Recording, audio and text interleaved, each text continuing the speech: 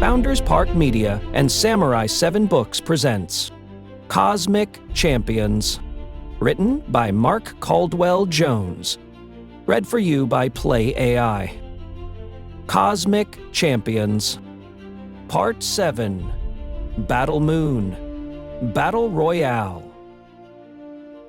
Chapter 55. On the other side of the Battle Moon, back in the safety of the Game Master's retreat, the Modfia's self-congratulatory celebration was going strong. For once in their long history, they were actually enjoying a victory. Of course, this was inextricably linked to Alex allowing himself to celebrate the moment. That good mood had infected everyone. More beer, bro, Alex laughed, nudging Jed. We need more beer. I think you've had enough, Aspy laughed.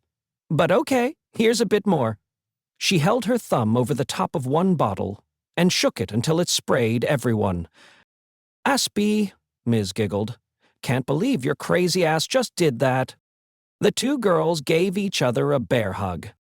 Maybe, just maybe, we are a good team after all, Jed laughed. Good at drinking, at least. Suddenly, the game intelligence made an unexpected and ominous announcement. An enemy has become godlike. Everyone froze in stunned silence. They stared at each other, hoping their collective confusion would give birth to an explanation for this sudden, incomprehensible plot twist. Ms. was the first to break their silence. Our enemy? Godlike? How's that even possible? There are only two ways that's possible, Aspy said. She gulped the rest of her drink and set her mug down. One of the griefers killed all of us. Well, that didn't happen, Alex interrupted. Aspy was holding up one finger. She hadn't finished her thought. Or one of the griefers turned on their own team.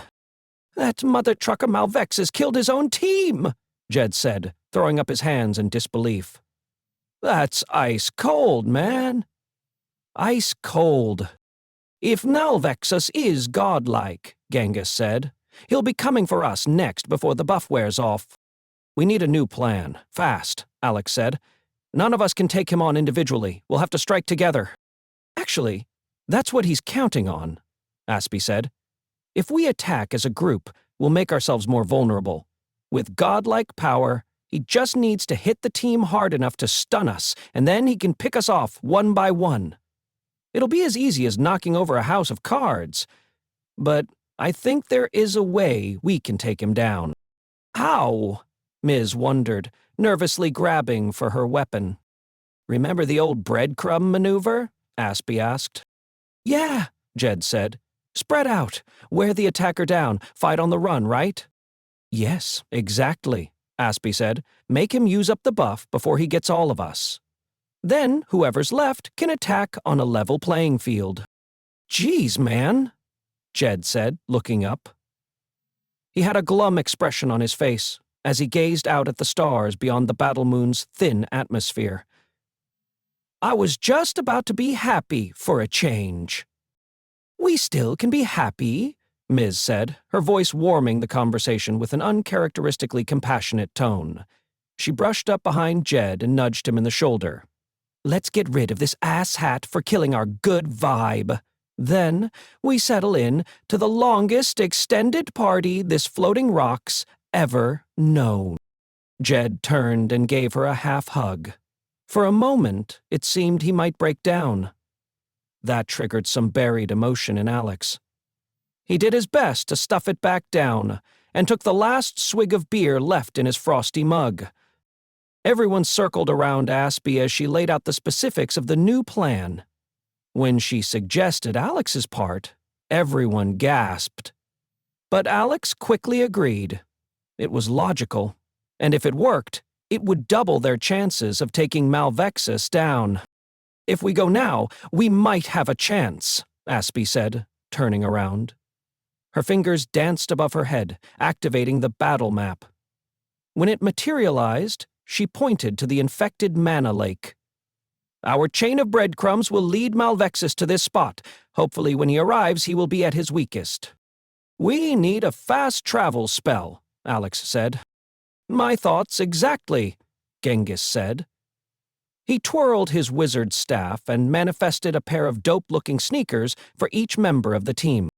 Grail kicks for everyone. Slap 'em on, my friends. There's no reason we can't look good while spanking ass, Genghis said. Fiery Coke Whites, no way, Jed yelled. Miz was amazed. Dang, son, I want to keep these. Wait until you break 'em in, Genghis gave her a thumbs up. Genghis enjoyed their excitement as the team levitated into the air, running as if they were on an invisible high-speed walkway. They tested the shoes, practicing what was possible. They cut along the ground, up the tree trunks, down branches, and literally ran through the air. Surely this was a major enhancement that would allow them to rival Malvexus' intensified speed. Far out, Jed yelled. He sped past the team so fast he was nothing but a blur. After making sure the shoes would work, they reviewed the complete plan, then chose their places on the map. One by one, they would confront Malvexus. Alex and Luna would be the final breadcrumbs, leading to the Mana Lake, hoping they might use the dread magic bog to their advantage. Are you sure this will work? Miz asked Aspy. No, but it's the best idea I've come up with. Okay, I'll give Malass Head a good reason to come here first, Miz said. Aspy, you and Genghis wait for my signal flare. I'll hold the line here, as long as I can. Aspy looked at Miz with concern, but instead of saying something, she leaned over and gave her friend a hug and a kiss on the cheek. This shocked everyone. Be careful, please, Aspy said, and do your best to kick some butt. She winked at Miz, who waved and raced off to the treehouse. Genghis took a drag on his pipe, shoved it back into his pocket, and headed out. Jed donned his newish Shadowweave armor. Then, like a bolt of lightning, he shot from their presence toward his agreed-upon spot. Aspy waved to Alex and Luna and followed Jed. Now for my part of the plan, Alex said. The Decimator is nearly impossible to kill, Luna said, shaking her head. Believe me, I know, he said grimly. He thought about how being eaten by that hideous worm had started their whole adventure. Unfortunately, nearly impossible is the only thing we've got. Chapter 56. Miz climbed onto the retreat's roof. She found the highest peak with the best view of the surrounding wilderness and took a defensive stance, gripping her magical bass guitar. Her fingers danced along the strings, producing a steady, booming thump. It echoed out across the jungle, toward the Crimson Castle. In seconds, a dark figure appeared on the horizon. It was Malvexus, flying on his winged mount. A nightmare. A Pegasus tortured with dread magic. The fearsome beast reared against its reins and galloped straight for Miz. Come and get some, you pathetic little skulk pimp, Miz yelled. She plucked the strings harder, producing the grungiest, nastiest bass line she'd ever played. A wall of sound erupted from her enchanted speakers and radiated out, creating a dangerous wave that seemed to grow in size and power with each note. The mystical attack would shred anyone who approached it. Malvexus wouldn't know what hit him. Many miles away. Alex couldn't believe what was happening. This fight with the Decimator was more disastrous than the last one. Even with his higher-level, real-world experience and the enhanced power of the Starstone armor and weapon set, he couldn't kill the monster. I know what you're thinking, little boy, the Decimator growled. You're wondering why you came alone. The bloated creature clacked his fangs and sprayed smelly green pus as it laughed. How arrogant you are! How completely stupid! No one can kill me by themselves. Haven't you embarrassed yourself in this cave already? Don't you know the rules of this game? Fortunately, I don't, Alex muttered. You big, ugly worm. He rolled over, got back to his feet, took a new defensive stance, and raised his sword. Alex gestured to the monster. Why don't you come teach me? Back at the retreat, Ms. raised her bass guitar just as Malvexus swung Netherfang. The block was perfect, but he was so powerful that the resulting explosion propelled her through the air. She slammed into a nearby tree and crumpled to the ground. Despite her valiant effort, she was hopelessly outmatched because of his enhanced godlike power. Using her last bit of strength, she raised the end of her bass. A magical flare burst from it and sailed high into the sky, exploding like a firework. Hopefully, Aspy would see it and understand. Some distance away, Aspy saw Ms. signal, and panic wriggled down her spine. The flare shot high above the tree line, burst bright, and slowly twinkled out. Ms. had been the first tripwire, and this sign confirmed she was down for the count, or worse, had been killed. Now, it was time to step up and take on one of the most fearsome players the game had ever known. She was smart enough to know she was no match for Malvexus. He would plow through her with ease, but she hoped Ms. had taken him down a peg and prayed she could do the same.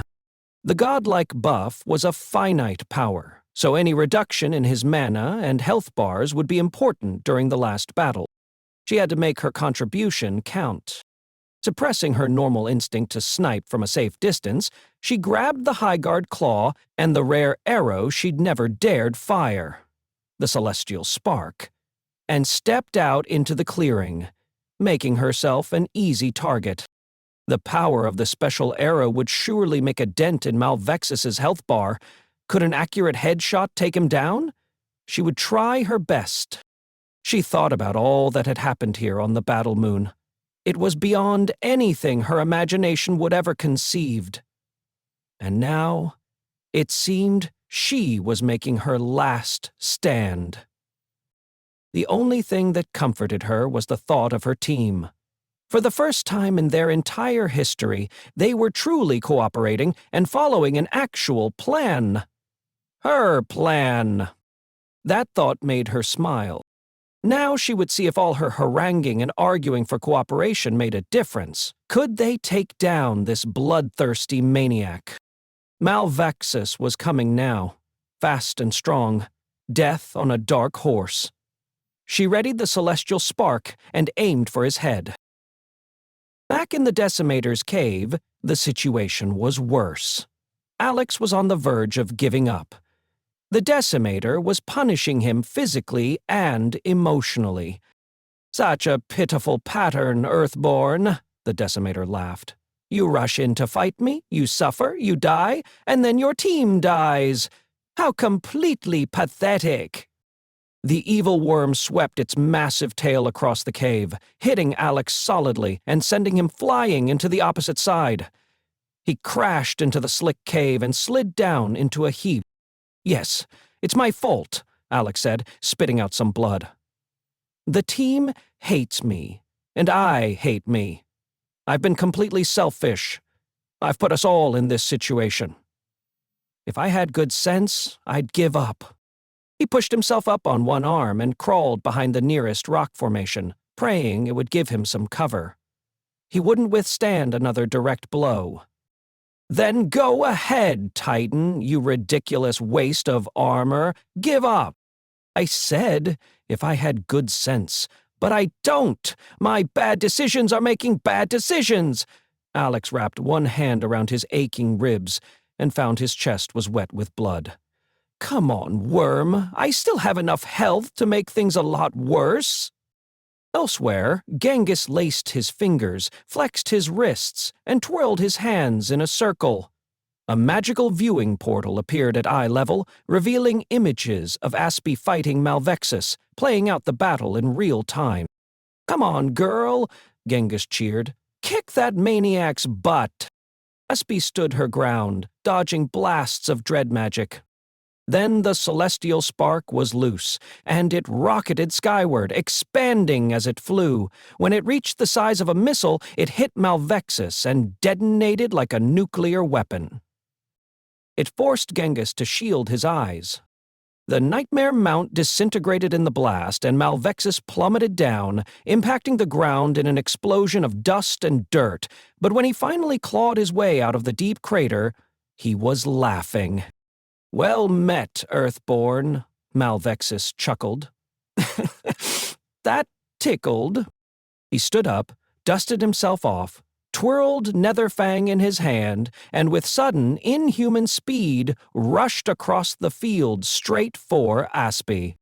Aspy fired a final barrage of arrows straight above her own head, a move that both horrified and amazed Genghis. A courageous act meant to sacrifice herself to weaken their foe. The arrows rained down, creating a blinding explosion. Genghis's viewing portal collapsed. He turned, looking over the wilderness in the battle's direction.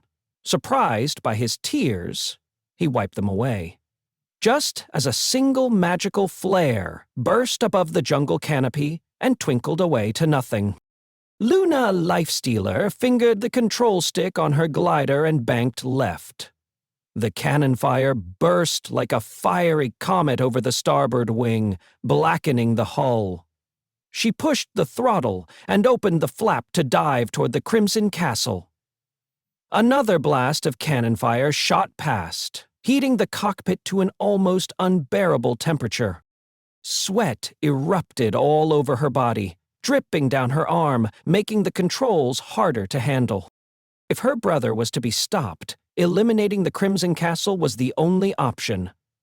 She wasn't even sure if that was possible. Would some hidden mechanism created by the Game Master rebuild it immediately? Or could the entire system be destroyed if she hit it with a critical blow? That was the hope, anyway. The glider swooped closer. She was now within yards of the castle's perimeter. So far, there was no resistance from the griefers, which was amazing. She had expected Bonegrin or Lackey to oppose her. Even the red skulks seemed to be elsewhere. That was when she saw another flare. The first she had assumed was from Badmisnus. Was this Aspy's signal? Was all now lost? Were any of her friends still alive? Friends? Could she even call the Earthborn friends? She banked right, then left, avoiding another shot of cannon fire. She pulled the stick toward her. The glider, packed with explosives, had to hit the right tower. If it did, it would likely bring the castle down for good. Unfortunately, there was only one way to make sure her aim was true. She'd have to hold the controls for as long as possible. Inverting the glider, the craft took on a new trajectory, zooming straight for the room holding the regeneration pods. Whatever she called the Earthborn, they deserved her help. She owed them that. And she always paid her debts, even if it cost her everything.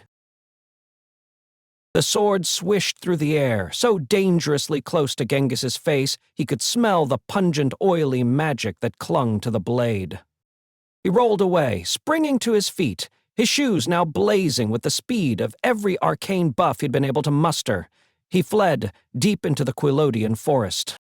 Near a grove of ancient trees, he cast a protection spell, drawing on the magic of the old timbers and the dryad spirits that inhabited the forest.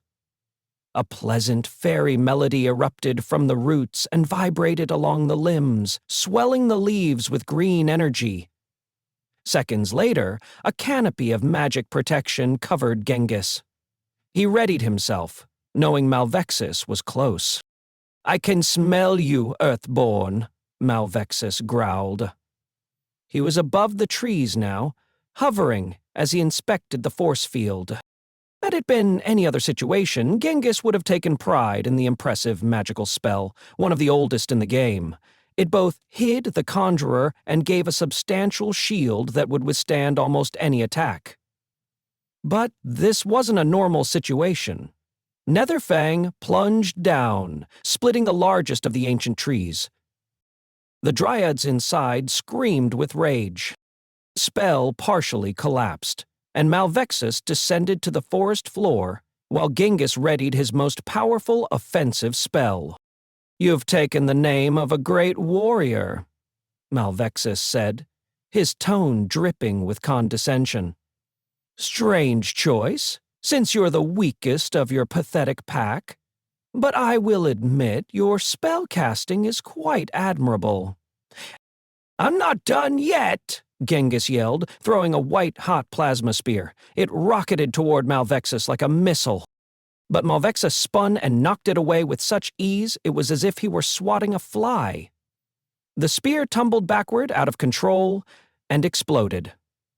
Genghis was blasted so far into the woods, he disappeared from view. "Don't worry, healer. Soon your skills won't be needed," Malvexus laughed. "I'm about to make sure there's no one left to heal." Some distance away, Jed watched as the last flare from Genghis twinkled and faded away. He paced, circling the large rock he'd been resting on. "You can fight, Prince Douche, just like you fight everyone, or you can try something different for a change." He turned his head, as if arguing with the imaginary version of himself who had posed that decision. "But why should you suffer? Nobody on this team really cares about you." He turned his head the opposite way. "No, that's not true. They do. But if you use that spell, you won't have anything left to protect yourself." His head ping-ponged back and forth as the internal argument heated up. "Yeah, and that's going to hurt like hell," the doubting side said. "It's the right move," the nobler side said. "It really is." Jed stopped pacing and pulled his two favorite daggers from their scabbards and crossed them in a ritual gesture. He did this again and then a third time. When the two blades touched for the final time, a black spark of shadow-weave magic erupted from the center of the intersection. The spark elongated into a dark thread and swirled like a funnel cloud until it took shape. Jed moved around the nebulous cloud, pushing and pulling the magic with his gloved fingers. Slowly but surely, the shadow energy took the shape of a horse that grew one horn from its head. Suddenly, the dark unicorn neighed and stamped a hoof on the soil. Jed stroked the animal and whispered in its ear. The shadow horn neighed again, as if agreeing to the suggestion. Then, with no warning, Jed smacked the magical animal on the rump. The horse reared on its hind legs, then charged off into the jungle. Jed smiled, watching it gallop away. He took a step forward and collapsed. "You just gave away all your mana, big dummy," Jed's doubting side said. "Yup, it's in that unicorn," Jed said, smiling blissfully. "And here comes Penis Head. Let's hope I've finally done something that matters." Both aspects laughed, ending the internal debate. And Jed's laughing continued, despite death descending like a dark angel. Back in the Decimator cave, Alex swung his sword with all his might. Simultaneously, the Decimator swung the tip of his long, barbed tail. The two weapons met, and the force of the impact blasted Alex backward into the cave wall once again. His sword clattered to the rocky floor and spun out of reach. "Now, my dear boy, you will die again," the Decimator said. "Do you prefer I roast you before eating you, or shall I just swallow you whole?" "How about neither?" Alex said. "I'd rather cut you open, you fat bloat hole." Alex dove across the cave, reaching out for the hilt of his sword. Another well-timed swipe of the Decimator's tail swatted at him. This time, Alex rolled out of the way and continued to scurry toward his weapon. For a very brief instant, he saw something else move near the cave's entrance. "As I've said, if you wanted to defeat me, you shouldn't have come alone," the Decimator roared. The massive beast jumped high and slammed his full weight down, pinning Alex in place. You got it wrong. I never said I was alone, Alex sputtered, keeping his eye on the cave's entrance. The Decimator, catching on, turned to face the unexpected threat. Jed's unicorn charged out of the cave's shadows at a full gallop. Before the Decimator could move, the unicorn rammed his long, sharp horn into the great snake's soft underbelly. The Decimator roared as he was impaled and clawed at his attacker while the horn sank deeper into his guts. "Ah, no," the Decimator moaned. "This is going to hurt really, really bad." Alex slipped out from under the Decimator and dove for cover behind a large row of stalagmites. Jed's unicorn flared with magical energy and exploded like a grenade. When Alex looked again, the green and blue goo of the Decimator's guts covered everything in sight. He stood up, retrieved his sword, sheathed it, and walked over to the center of the cave to examine the remains of his dead enemy. Suddenly, a portal opened above him. A cloud formed, and a bolt of magic struck him like lightning, doubling all his powers and pushing his health and mana into overdrive. "Congratulations, champion," the game intelligence said. "You have received the Aura of Decimation, one of the most powerful buffs in the game." Alex felt another form of magic spread through his body. Gratitude. He thought about each of his teammates, especially their last moments, laughing together at Game Master's home. Then he thought about Jed, hoping he was okay. He spun in a circle, looking for any sign of the shadow horn. The only thing left was its strange antler, which rolled across the cave floor toward Alex, as if the spell was still in play. Alex picked it up and examined it, then heard a familiar voice reverberating from inside, like the ocean waves might echo from a seashell. "Get ready, man," Jed said. "Malvexus is coming your way. Make sure you give him hell. And win this one for the Modfia." Chapter 57. The former Mana Lake that had once been the joy of so many creatures and a principal source of magic for the northern wilderness was now a horrible place that offended all the senses. Starlight revealed the once pristine reservoir was an ink-colored marshy bog. Pungent swamp gas bubbled up from the goo along with the murmurs and moans of the undead imprisoned below the corrupted waters. Still, the champion maintained her position, hiding behind a stand of overgrown reeds. From here she could see both the more verdant hills in the distance and the well-worn path leading down to the bog. It was the highest ground the swamp offered, and the best place to make her final stand. Without warning, the game intelligence spoke. A champion has acquired the Decimator buff. Before she could celebrate this news, a new sound boomed overhead, and a crimson-colored comet burned across the sky. A sonic boom exploded when it passed. The comet then corrected course, zigging and zagging over the bog as if searching for something. Finally, it plummeted to the shore with such tremendous force that all the black sand was melted into volcanic glass. "Where are you, Titan?" Malvexus called, stepping out of the comet's smoking crater. "I can sense a champion's energy here. Don't be a coward. Come out and face me. You'll find no cowards here, brother," Luna Lifestealer said, stepping out to face him. "Only your just reward, death and doom." Malvexus, startled, took a step back, then shook his head as if disgusted. "Finally, you show yourself. But way too late. Surely you've guessed that I've done away with the old team. No desire to share the glory?" Luna sneered. "Is that it?" "Far from it, dear sister," Malvexus said, clutching his hand to his chest as if her insult had wounded him. "You are my blood, my family. When I kill you, I promise to immortalize you as one of the best ever conquered." Malvexus leapt skyward, Luna did the same, and they crashed into each other. His first punch felt as if it might knock Luna's head loose. The second one felt as if some strange god had dropped a mountain on her.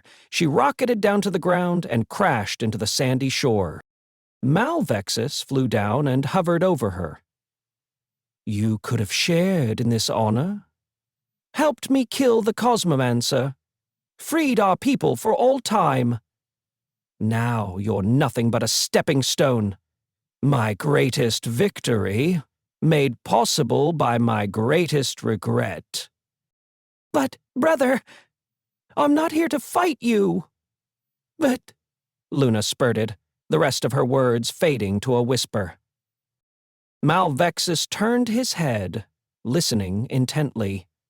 He floated closer, lowering himself within inches of her. Luna couldn't move. "What was that, sister?" Malvexus laughed. "Not here to fight? Then why are you here?" Luna opened her eyes and sat up. "I'm the bait!"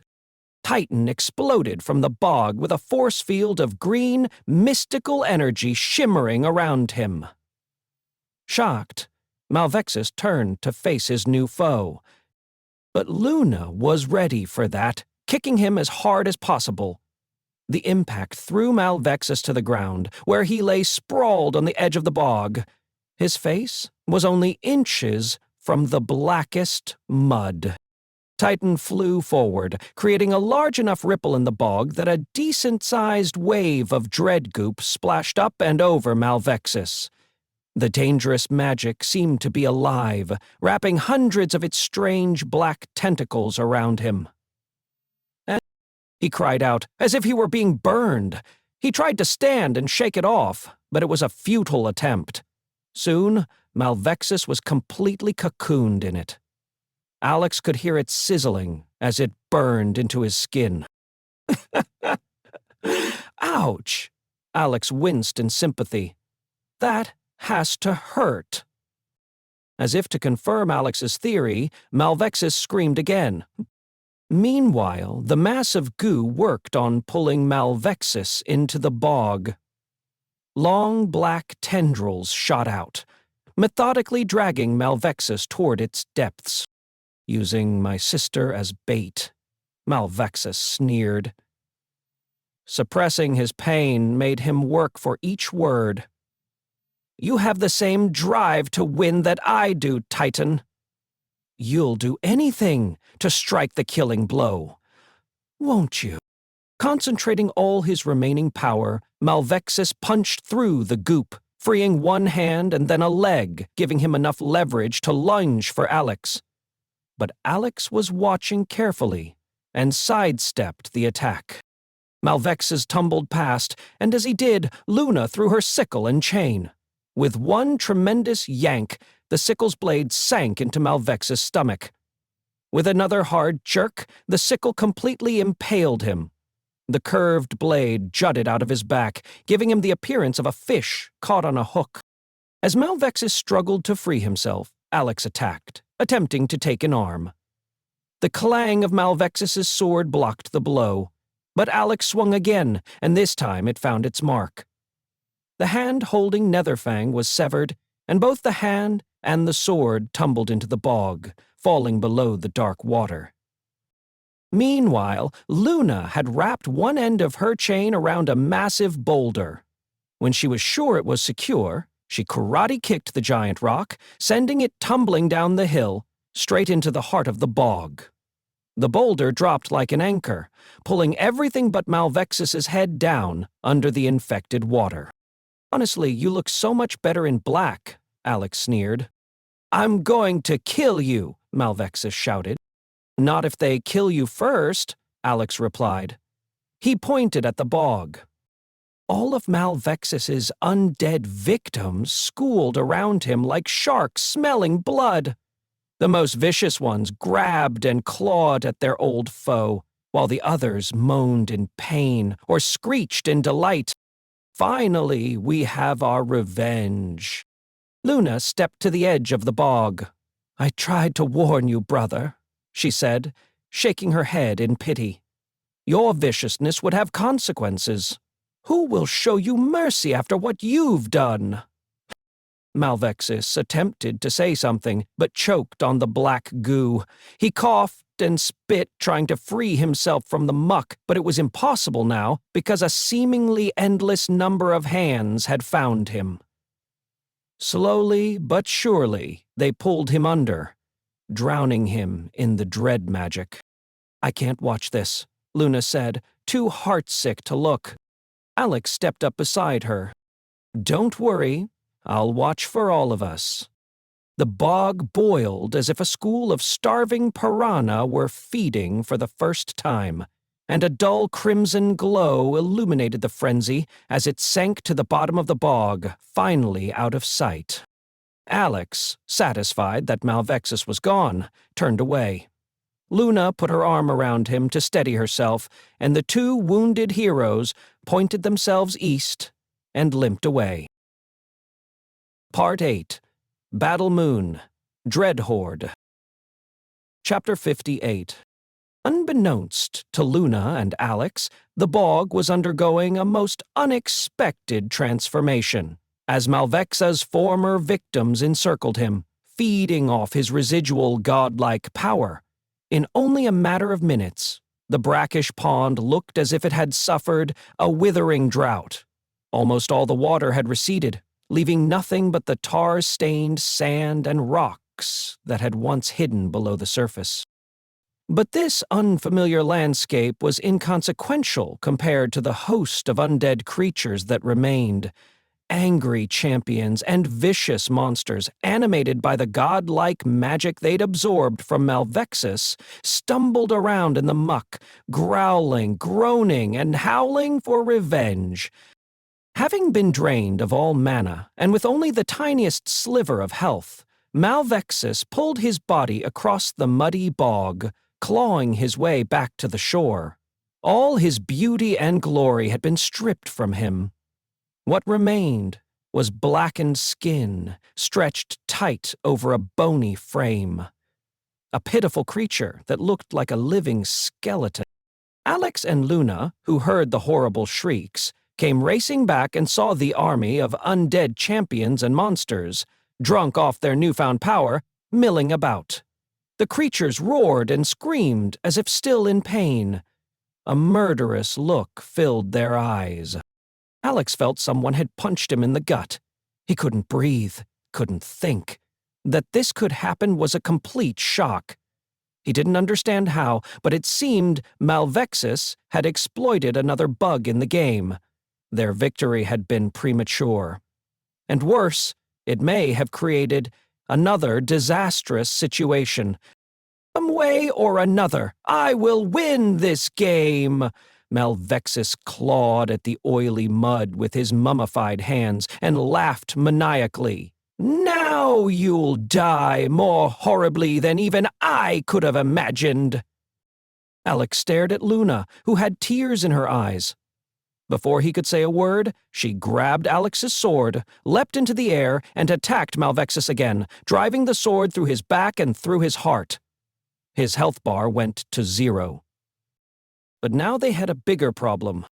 This strange collection of monsters seemed to be of one mind, and determined to find another source of magic to feed upon. All undead eyes looked at Alex and Luna. But, finding no inspiration there, they turned and stared at each other. Chapter 59. Alex and Luna watched as the mass of undead creatures squirmed around each other like a swarm of confused ants, unsure what to do with their newfound hunger. Empowered by the dread magic, the strange mob crowded closer and closer together until they congealed into a mass of flesh. This new monstrosity assimilated everything into one chimeric creature. Its freakish shape seemed to shift as it moved, arms becoming tentacles, bones morphing into hundreds of fang-fished mouths, and heads turning into large, bloodshot eyes. Its terrifying form changed, mimicking the face of Malvexus. Eyes scanned the surroundings with murderous purpose, as if searching for someone or something to feed upon. Another part of the undead swarm formed a giant hand and pointed to the east. A horde mouth opened and screamed, having found its target. "I've never seen this kind of magic," Luna said, holding her hands to her face. "What kind of corruption is this?" "I don't know," Alex said, his hand gripping his sword. "Malvexus evil. It's infected them, the godlike buff transferred to the horde. Or he's exploited some bug in the game, controlling all of them at once. Or they're controlling him? I don't know what to make of this, but it seems to be searching for something. Look."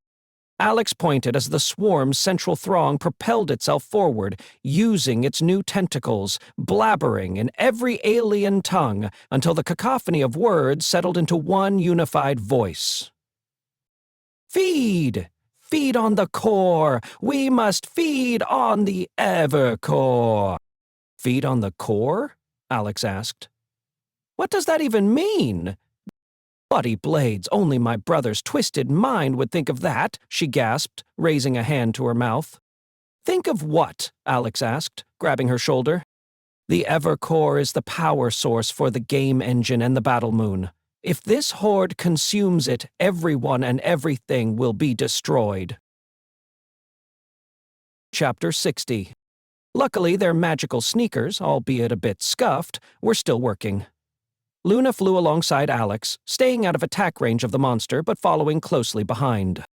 Neither Luna nor Alex had ever seen anything like this before, not even the lore said anything about such a creature.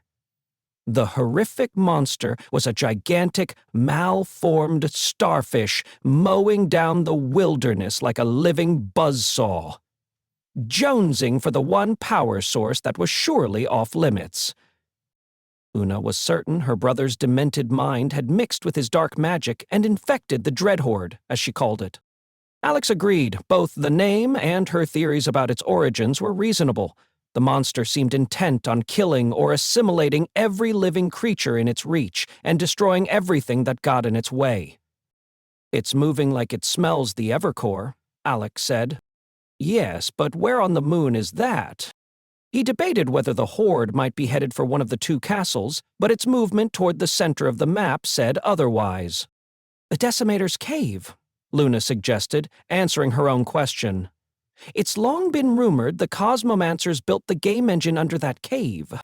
Of course, that made sense. The Decimator was the most powerful monster on the battle moon. It was the perfect guardian. And the mana well penetrated down, deep, below its cave into what the game lore called the Underrealm. Yes, that had to be it.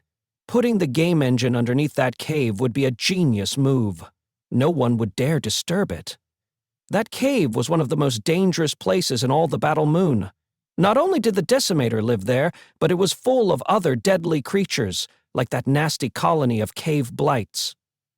Alex had died there countless times before even cracking open the mana well. He couldn't imagine making his way into the Underrealm. Surely no living champion ever had, thus anything built in that place would remain hidden. The Decimator's cave was in the approximate center of the map. They needed to follow Dead Man's Road to where the Regolith River curved north, avoiding a perilous chasm that cut down south into the jungle portion of the wilderness. The cave hid in the thick overgrowth on the east bank of the river. Alex looked at the map and noticed that one could draw a straight line from the Decimator's cave to the Game Master's retreat in the North Wilds. Was this placement on purpose? Did one of the Game Master's secret passages connect his home to the game engine? Another reasonable guess. The more time passed, the more accurate their guess seemed. Soon they were in sight of the Regolith River. The Dreadhorde cut across Dead Man's Road, down into the jungle chasm, and stopped on the east bank opposite the notorious cave.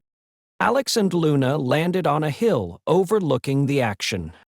As a gladiatorian warrior, Luna was always equipped with rally markers. "Loci convium," she shouted, staking the ground with one. A brilliant sapphire beacon exploded skyward like a geyser of light. The bright beam pulsed in a steady rhythm, signaling all nearby allies to rally to their location.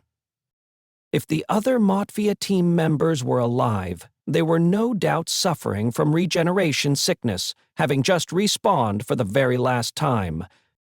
At least, that was the hope. It had never been a surety there was enough magic left in the Sapphire Sanctum. With a desperate heart, Alex scanned the sky, looking for any sign of his friends.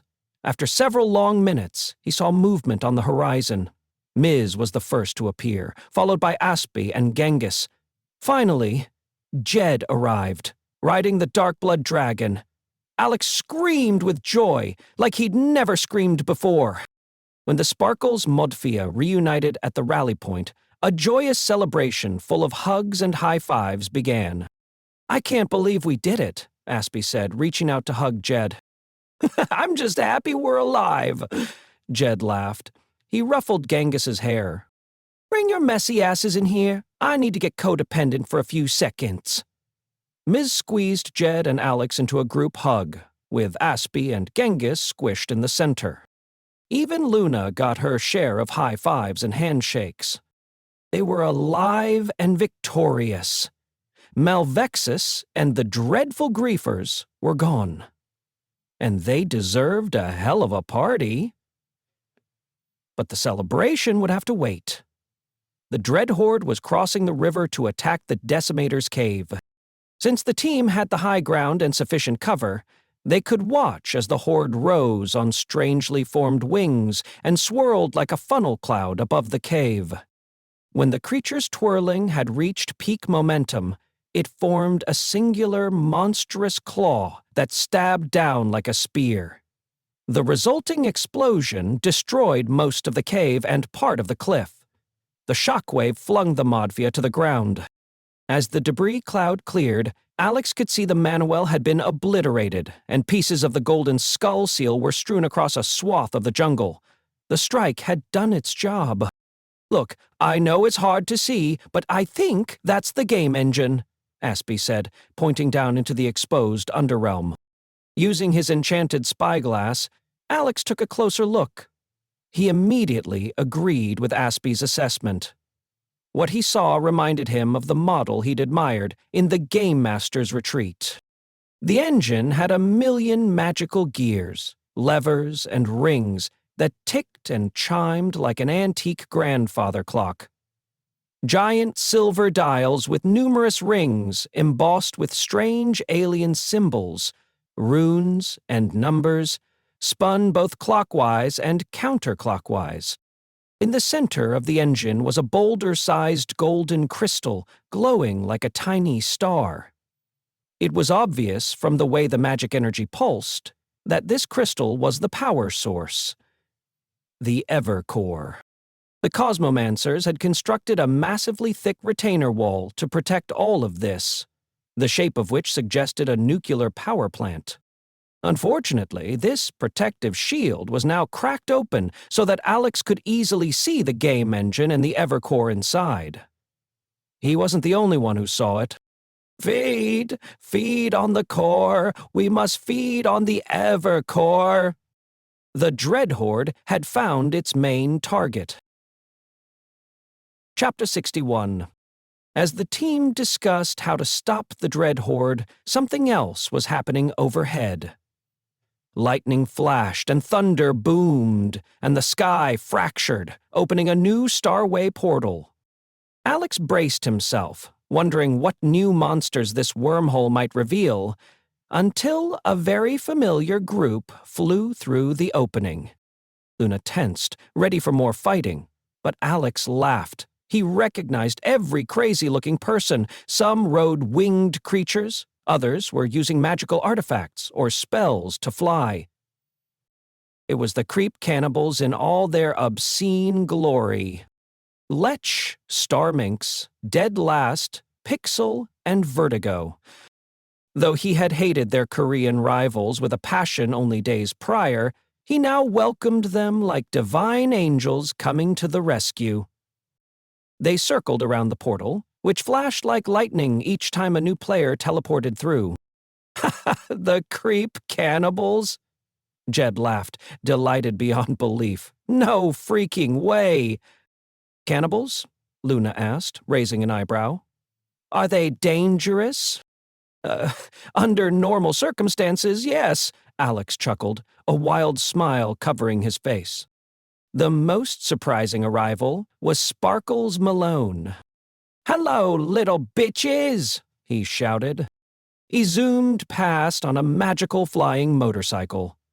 Chump sat on the back, throwing some of their most dangerous fireworks at the horde. When the pair rocketed over Alex and Luna, Sparkles laughed and tossed down a pair of cupcakes. 2 little parachutes deployed, bringing the treats to a delicate landing at Alex's feet. Luna and Alex couldn't believe what they were seeing. She raised one to smell it. The gooey blue icing squeezed through her fingers, shocking her with a jolt of energy. They're enchanted, she marveled, licking at the blue frosting. Who is this wizard? That's Sparkles, and these are the best earthborn treats ever made, Alex said, stuffing one cupcake in his mouth. Alex had never been so happy to see someone he hated. He raised his hand and gave the kid a thumbs up. Eat up, Sparkles said, tossing a dozen more for good measure. You and that hot bimbo need all the mana you can get. Your health bar is about as small as your... never mind. Just stuff your face, dude. Looks like you need it. I think I will kill that one, Luna said, pointing at Sparkles. Yeah, maybe later, Alex laughed. Lech zoomed down, cut the engine on his high-tech jetpack, and landed. Garcia! You've been holding out on us, man. A real battle moon. Wow! Mind if we join the fun? We need all the backup we can get, Alex said, tossing the cupcake wrapper. But this isn't a game, man. It's deadly serious. We must stop that thing. Alex pointed at the undead horde. Evil chaotic, dude, Lech said. You have no idea, Alex said, offering a fist bump to all the creeps as Starminx, Deadlast, Pixel, and Vertigo landed beside him. So you guys came to help? Yeah, man. Don't ask me how we got here. It was a blur. But once we landed in the training arena, some creepy gnome named Crane helped with weapons and training. He said to tell you he'd had a change of heart. Alex couldn't believe it. You sure you guys are up for this? Oh, heck yeah, Lech slapped Alex on the back. Do we look like noobs or what? Aspy stepped between the two boys. We're glad you guys are here, and we appreciate the enthusiasm, but we can't Chapter screw this 51. up. So, drop the ego and listen. She explained everything that had happened over the last few days, hitting the most important points and ending with their theories about the Dreadhorde. When she finished, the harsh realities of their situation had appropriately tempered the mood of their reinforcements. Everyone agreed on the basic plan, and the talk turned to the next steps. Look at that wall around the engine. We have to hold the line down there, Ms. said, stepping up on a nearby boulder. One of the magic users needs to set up a force field around the engine. I'll take all the tanks with me down to the river's edge. She pointed to the regolith that snaked through this portion of the jungle. Who has alchemical abilities? Aspy asked. Pixel, transmute that water to something more deadly. This thing won't have vision on its flank, so we'll have the advantage to start. Ms. got into position and produced a protection totem, then stuck it in the ground behind her. The magic would enhance their force's efforts, while she defended the line. Jed said, Focus, like we're defending our cornerstone. We need to break their line. Better we hammer one spot and maintain pressure. Oh, shizzle! What are those things? Vertigo asked, pointing to the west. It seemed 1,000,000 skulks had turned up. Blue ones from the Sapphire Sanctum had covered the east side of the mountain, while red ones covered the west side. Despite normally being at war, They greeted each other with waves and gleeful chattering. Each clan sent a representative to talk with Alex, who they guessed was the leader of the war effort. One larger blue wizard spoke in Skulk. Alex didn't know what he was saying. He shrugged and turned to Jed for help. He says Luna's rally marker drew them. They are here to help save the Battle Moon. Alex climbed on the tallest rock, and the remaining champions gathered around. A hush fell over the crowd. Red skulks and blue skulks mingled side by side. So familiar they were with taking orders that they looked up expectantly at Alex as if he might be their new master. I know none of you have ever been given the credit you deserve, but all of that changes today. Today, the skulks matter more than anyone. A massive cheer erupted from the crowd. Our foe intends to destroy not only the game engine, Alex said, pointing down at the Dreadhorde, but the entire Battle Moon. The skulks booed. If that monster consumes the Evercore, we all die. No respawn, no regeneration, it's game over. Forever.